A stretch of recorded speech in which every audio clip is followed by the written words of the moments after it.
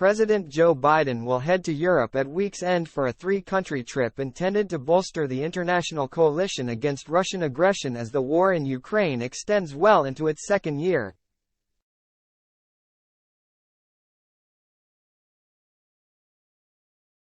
The main focus of Biden's five-day visit will be the annual NATO summit, held this year in Vilnius, Lithuania.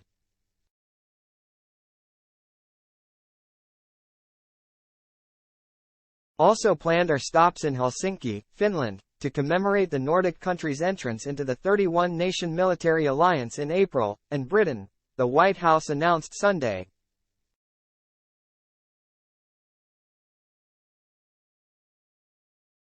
Biden will begin his trip next Sunday in London, and will meet with King Charles III at Windsor Castle the next day, according to Buckingham Palace.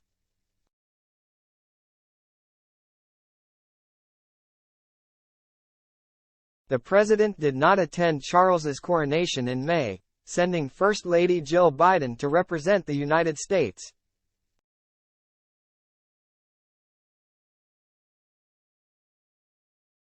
In June, Biden hosted British Prime Minister Rishi Sunak at the White House, where the two leaders pledged continued cooperation in defending Ukraine.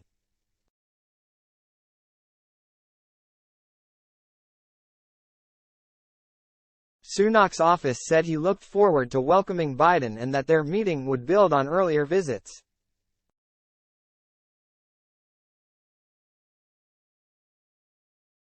The NATO meeting comes at the latest critical point in the war. Ukraine's President, Volodymyr Zelensky, says counteroffensive and defensive actions against Russian forces are underway as Ukrainian troops start to recapture territory in the southeastern part of the country, according to its military leaders.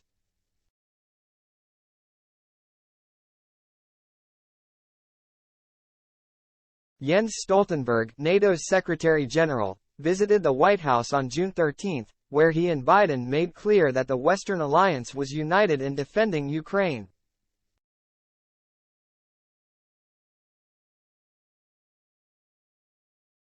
Biden said during that meeting that he and other NATO leaders will work to ensure that each member country spends the requisite 2% of its gross domestic product on defense.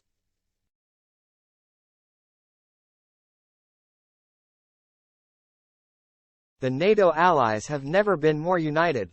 We both worked like hell to make sure that happened.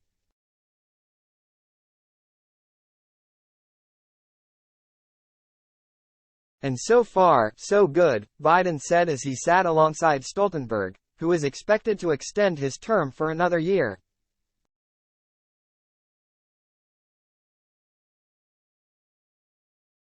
We see our joint strength in modernizing the relationship within NATO, as well as providing assistance to defense capabilities to Ukraine.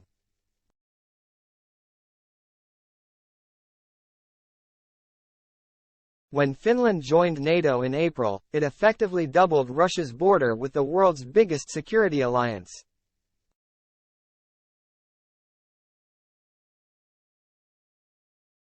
Biden has highlighted the strengthened NATO alliance as a signal of Moscow's declining influence.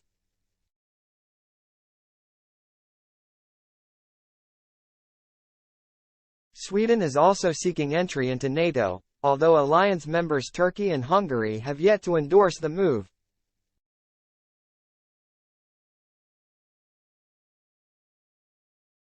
Biden will host Sweden's Prime Minister, Ulf Kristersson, at the White House on Wednesday in a show of solidarity as the United States presses for the Nordic nations' entry into NATO.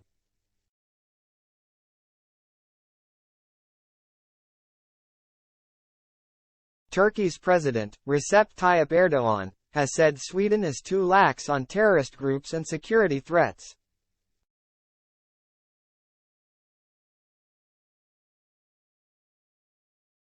Stoltenberg has said Sweden has met its obligations for membership through toughening anti-terrorist laws and other measures.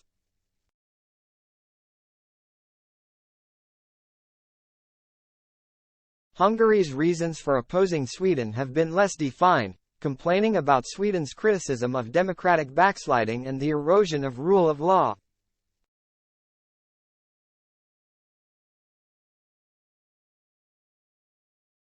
Hungary, while providing humanitarian aid to Ukraine, has also sought to balance its relations between NATO and Russia.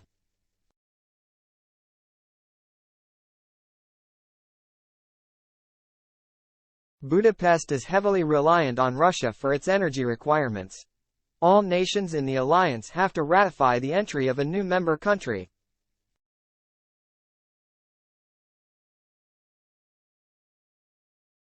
The White House has stressed that Sweden has fulfilled its commitments to join NATO and has urged that it join the alliance expeditiously.